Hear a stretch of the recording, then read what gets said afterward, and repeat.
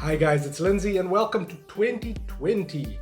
We've made it. Hurrah for us. I may look a little bit different because my beard's gone. It will grow back. That's what hair does. In 2019, I was all about the LG G8s ThinQ. And towards the end of the year, I got my hands on the iPhone 11. And it made me realize what I loved about the G8s ThinQ. But that brings us to the star of the show. The mighty iPhone 11 Senior in Thanos purple. They finished the biggest winner on the stock market for the final quarter of the year. Why? Because they fixed two things. They made the camera good enough to beat out the Android opposition, and they made the battery life long enough to run circles around any and all Android competitors. Let's get into it. That was the year of regrowth and rebirth for Apple. They fixed all the things that were wrong, and then they created a couple of really solid products. The best phone for most people. Yes, it doesn't have 3 cameras, but before Samsung started doing the ultra-wide lens, you didn't care about ultra-wide photography anyway, or else you would have bought LG's. A13 Bionic processor, synthetic benchmarks, all lit up. Actual usage, not that much different from the 10R. That was the best of the also-rans then. This is just the pure best now. Why? Because you need that headroom for growth if you're going to hang on to your phone for a long time. I've gone through a slew of Android devices, a slew of Samsung Android devices. All of them suffered serious slowdowns after about 8 months. So first the oleophobic coating wears off the screen within 4 months sometimes, so then more fingerprints get left on it, and then your phone starts slowing down. And then you have to do all these weird things like reboot it, reload new software, whatever. Samsung's got a little bit better on the software front. Android 10 came earlier than expected to my S10. When it comes to software support, Apple are the one true and reigning kings. This phone, with all of the horsepower inside of it, will last you at least 3 years. iPhone SE is 4 years old now, and it can still hang with this bad boy. Camera's a little bit crapper, but it still works, and I can still use it day to day, and the screen's a little bit small. Anyway, please fix that, Apple. I'm waiting for you to put out the SE2 with all these internals and just a single camera. That's going to be good. Why is the single camera going to be acceptable? Because this is the best camera on a phone in most situations. Just look at these pictures. They are incredible. Apple does want you to not mess with anything, so they just like trust our processing. But when the processing is this good and this consistent, it's absolutely incredible. Apple leapfrogged everybody this year. It's not always going to be the best. In low light, the Huawei's better. In broad daylight, the Samsungs are better because they can go down to f2.4. They can pull those light beams a little bit tighter, because in this you do get a little bit of softening around certain objects, especially on the edge of the frame. In broad daylight, you get some haloing as well. But that's what you're going to get when you have an aperture this wide. Ultra-wide angle camera, very good, if not better than a lot of the competition. LG still optimizes it better because there's this weird moment happening with ARM chips right now where we're getting triple camera phones, and we're getting now at CES this year or at Mobile World Congress, you're going to see a lot of 5 camera phones, but they kind of really want to act as 2 camera phones. Auto modes are great.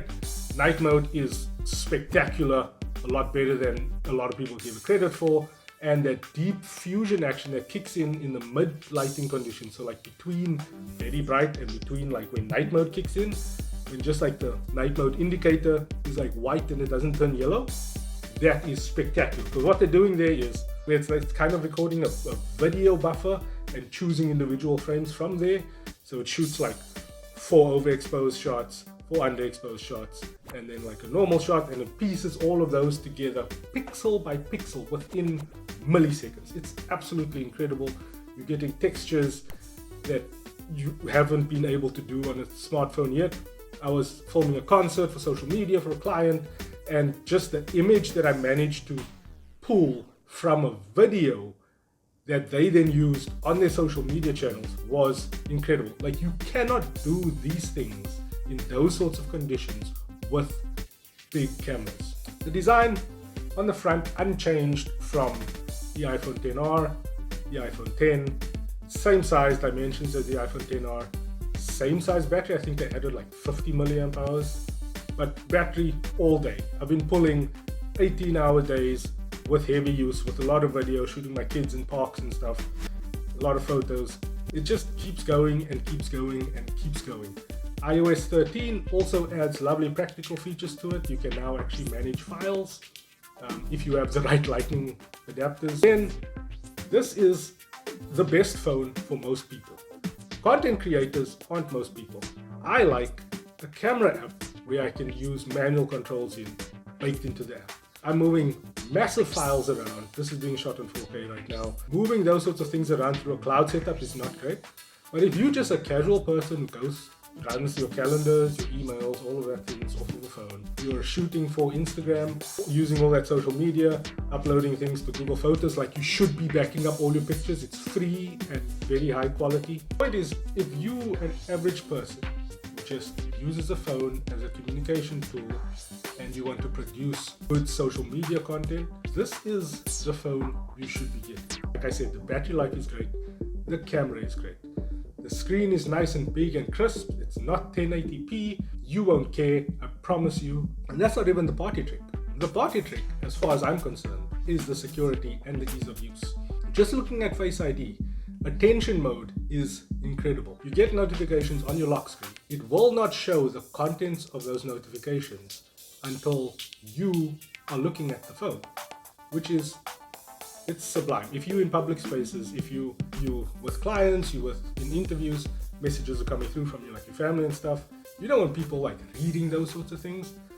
Only you want to see it when you are looking at your device. The fact that it requires that, unlike the Android phones that we have seen using the same sort of tech, is just mad.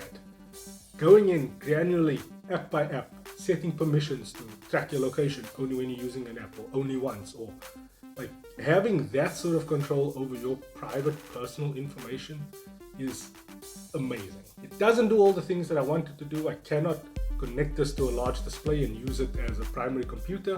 For that, I need to move over to my iPad. But the integration between the iPad and the iPhone is just also mad. AirDrop to multiple people. AirDrop is still the best way to move files between phones that I've seen. On Android, Google Files has it built in, but you asking people to then download an app that they won't necessarily use often just so you can transfer files, and who's willing to do that? I love this phone. I truly do. I didn't want to love it as much as I did. I knew it was going to be great. That's why I asked for the standard iPhone 11 and not the 11 Pro, because I didn't want to get attached to something that's way out of my price bracket right now. Would I buy it? Yes. I am waiting for March though, to see if Apple are going to bring all of this power and functionality down to a smaller form factor and down to a lower price point. There is nothing you can buy on Android that gives you this level of functionality, battery endurance, camera quality, and ease of use at all. You can come fight me on the internet. I'm Sharpshooters on Twitter, Sharpshooters across social media.